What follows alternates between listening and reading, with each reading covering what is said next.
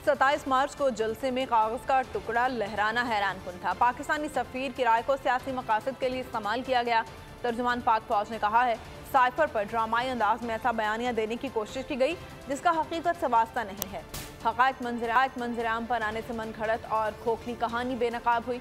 ISI को cipher से मुतालिक किसी साजिश के शवाहिद नहीं मिले। इस साल मार्च से हम पर बहुत प्रेशर है। हमने फैसला किया हुआ है खुद को आईनी किरदार तक महदूद रखना है।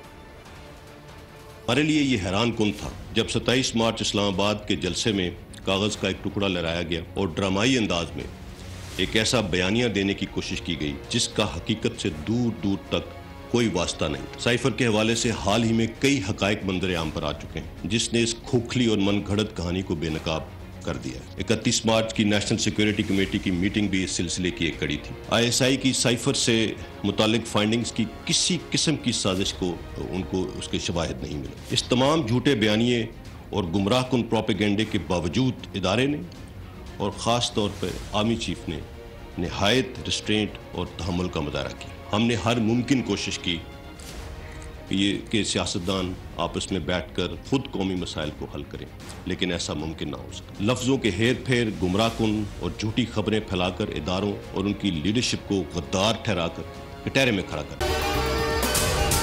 अगर आपको ये वीडियो पसंद आई है तो हमारे चैनल को सब्सक्राइब करें और बेल आइकन को प्रेस करें।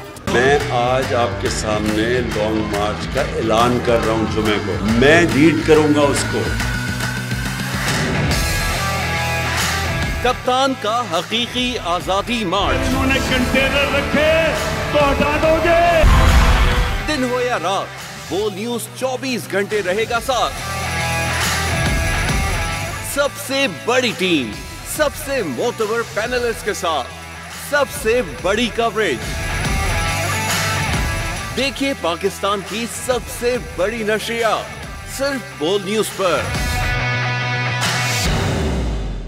सबसे ज्यादा व्यूज, सबसे ज्यादा रील्स और सबसे ज्यादा रेटिंग के साथ बोल अब भी नंबर 1 पोजीशन पर बरकरार। सब्सक्राइब करें और बेल दबाएं ताकि कोई खबर रह न जाए।